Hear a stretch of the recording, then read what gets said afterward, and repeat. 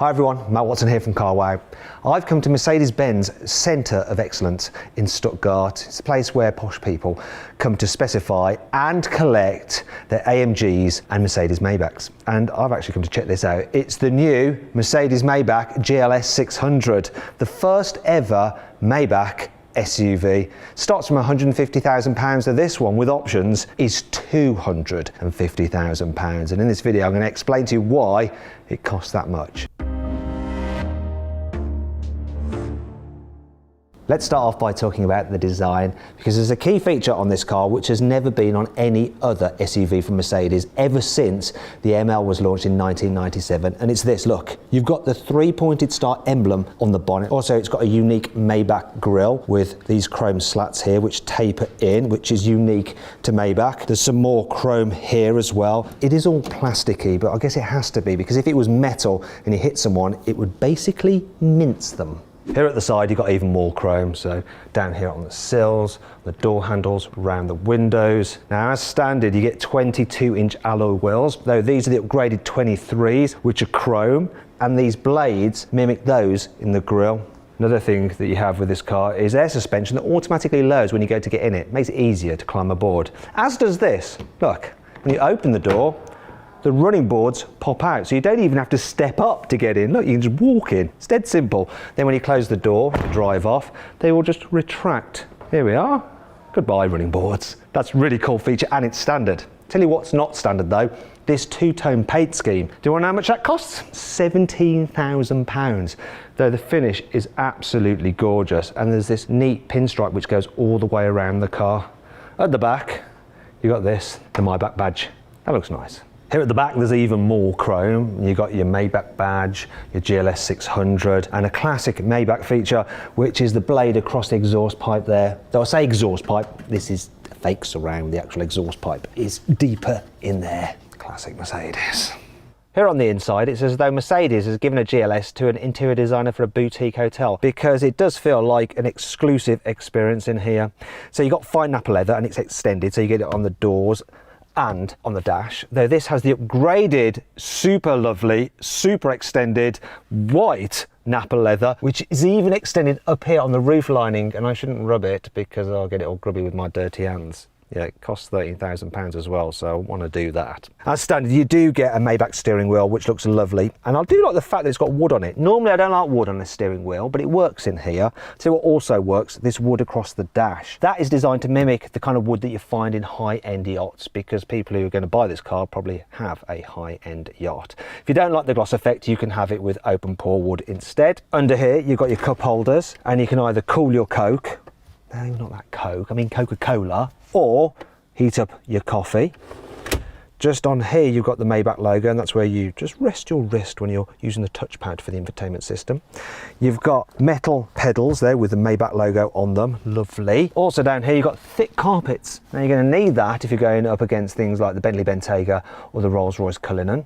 Also just down there you've got your Maybach branded kick plates. Lovely. There is only one thing though that I'm not so keen on, it's this, look. The gear selector is like that on an A-Class. They have tried to jazz it up a little bit by putting some chrome trim on it here and here, but still they should have like covered it in leather or made it out of onyx or even myrrh.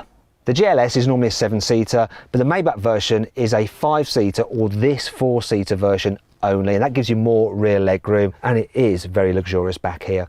So you'll probably notice that the blue lighting, though you can change it, there's 64 different colours you can choose from, actually wraps around you from the back, as does the wood finish, to make you feel cocooned in the car. And if you really want to stretch out, look, I can press this button and it's just going to move the front passenger seat out the way, lift up my footrest. I really don't want to get my feet up against the back of that chair though, because it's covered in that really expensive white leather. And now I can get my cushion and really relax. It's lovely back here. Also, this one has, look at here, we've got the fridge. I've got my Coke Zero in here. Normally you'd have champagne, because here are your champagne glasses. And you have special holders for the champagne glasses here. So just pop them in there like that, so that they don't topple over when you're being chauffeured somewhere, and you can easily remove them just by lifting them out like that. The car also comes with this tablet, so you can control the infotainment system from the back seat if you want to. You just operate it like it's a Samsung tablet, it's nothing special really.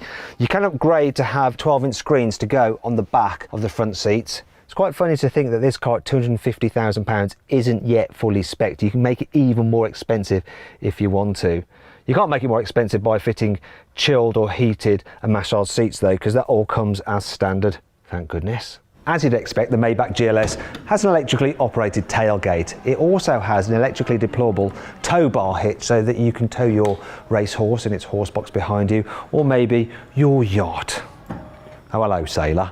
Also, the boot is lovely in the way that it's trimmed out with metal elements. You've got leather in here, and it has a capacity of 525 litres. But it does if you don't specify the fridge, because that does affect the practicality. Annoyingly, you can't fold down the back seats. So there's a reason for that. It's because they've sealed off this boot area to reduce the amount of noise entering the cabin. Even this load cover is actually lined with soundproofing. Look at that. In fact, there's loads of extra soundproofing on this GLS compared to the normal car, and it gets double glazing as standard. Though that's not all. You see, Mercedes has done a lot of work to this car's ventilation system to make it as quiet as possible. The fans are actually mounted on rubber bushings so you don't get any vibrations entering the cabin. Also, these slats are covered in a special material to allow the air to glide across them without any whistling noise. In fact, the climate control system is very sophisticated. It uses sensors on the outside, you can tell how much sunlight is coming through the sunroof, can tell how many people are sat in here, and it will use all that data to ensure the temperature is kept at the exact temperature you set it at. Also, there's even underfloor heating in the back there. How luxurious is that? This might be the most expensive GLS, but it's not the most powerful. The AMG version actually has 612 horsepower, whereas the 4-litre twin turbo in this only produces a mere 558. It's also got 730 newton meters of torque, and it's good for 0 to 60 in 4.9 seconds, which is good enough for most people, I think. It actually has a 48 volt power supply, and you've got an integrated starter generator, which is like a little electric motor which can add a boost of 250 newton meters for when you're overtaking. So the engine powers all four wheels via a 9-speed automatic gearbox, and the four-wheel drive system can send up to 100% of the power to the front or the rear wheels, depending on what's needed. The engine itself can actually shut down half of its cylinders when you're cruising to help save fuel, though you're still only going to get around 20 miles per gallon out of this thing. You won't care though, because you're rich.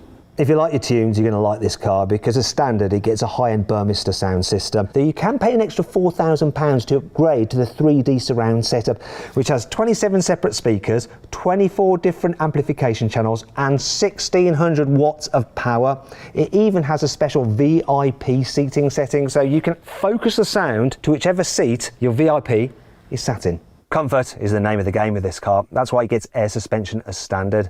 Also in the Drive Select you have a specific Maybach mode. What that does is set the car up so it's even more relaxing, so it'll pull away from a standstill in second gear. It'll smooth out the gear changes, make acceleration even more gentle, and it actually focuses all the suspension to maximise comfort in the back rather than the front. You can also get the car with Mercedes E-Active body control, and that uses a camera which looks at the road ahead, and if it spots a bump it can raise or lower the wheels by using the hydraulic fluid in the dampers, so it sort of just walks over them and you don't feel the bumps at all. You can also make it do a weird dance when it's stationary. Here's an example of what that looks like. Quite good fun, that. If you have that system fitted, you also get another feature called Curve, which will lean the car into a bend a bit like a motorcycle. I personally don't like it, it feels a bit weird. What's not weird though is that Mercedes has finally gotten round to building an uber luxurious SUV. But if you're in the market for one of these things, which would you go for? This, a Bentley Bentayga, or a Rolls-Royce Cullinan? Let me know in the comments below. If you enjoyed the video, please give it a like. Also, comment below any kind of other videos you'd like us to do. If you want to watch some more videos, click on the windows there.